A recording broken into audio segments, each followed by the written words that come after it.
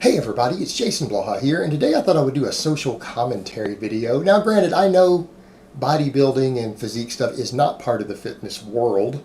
It might be part of it on the internet, but in reality we know it has nothing to do with fitness, and it's actually anti-fitness. And this is a fitness channel, but you know, the topic came up the other day.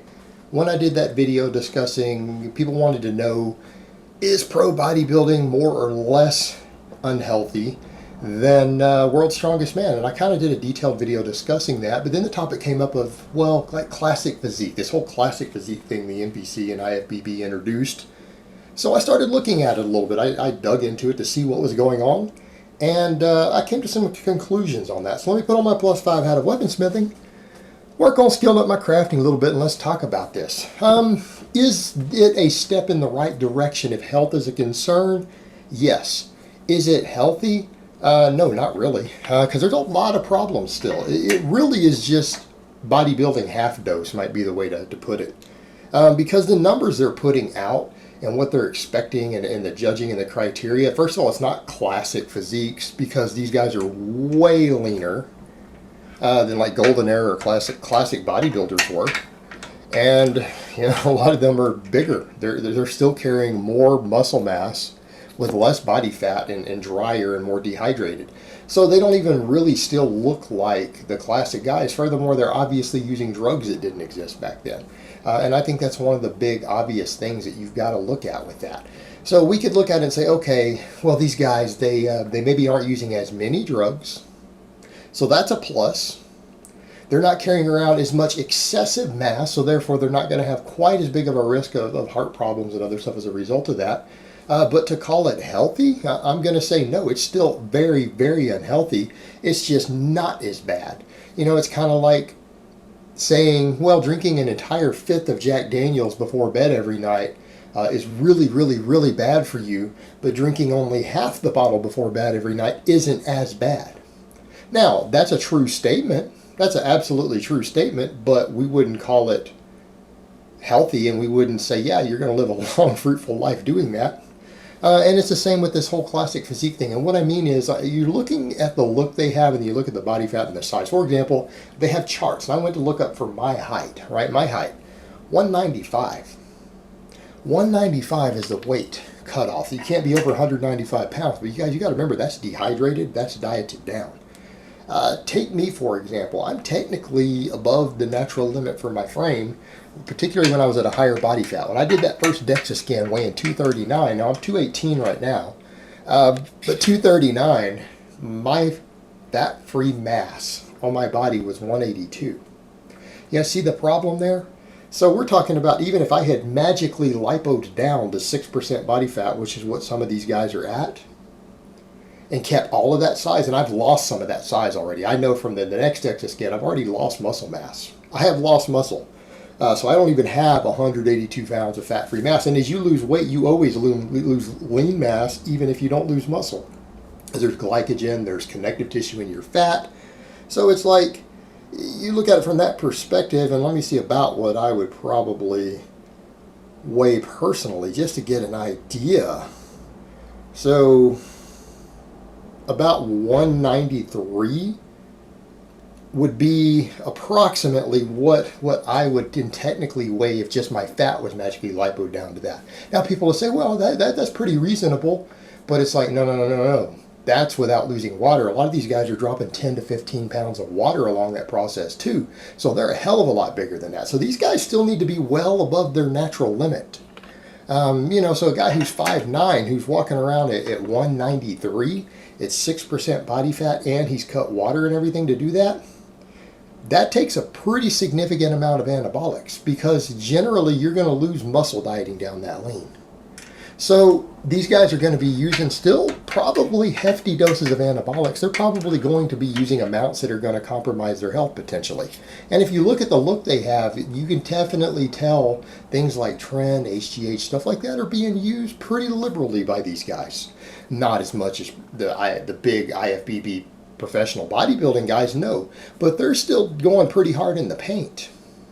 But then what you have to look at and factor in is that dieting down that lean. You know, it would be different if they didn't want them to be as lean as they are. And I'm not going to use the word conditioning because I hate it when bodybuilders use that term incorrectly. What they're doing is not conditioning. It's called fat loss. They're not the same thing. They're dieting down. They're cutting. That's a better term. How cut are they? How defined are they? It's not conditioning. But I digress. Back to the point. They're dieting down to body fat levels that can actually hurt your health. So even if there were no anabolic substances involved, these guys are still dropping down to body fat levels that risk your endocrine system, and in some cases could put extra stress on your organs. This can cause harm. This can harm your health. It's not a good thing. It's not a good thing to diet down as lean as they're doing. Because what I'm seeing there, guys, about around that 6 to 7% body fat range. Most people can't go that low without some at least endocrine disruption and other problems, and we know that based upon studies. Remember the stuff that Dr. Helms did for his doctoral work, and you saw the blood work of those pre-contest natural bodybuilders.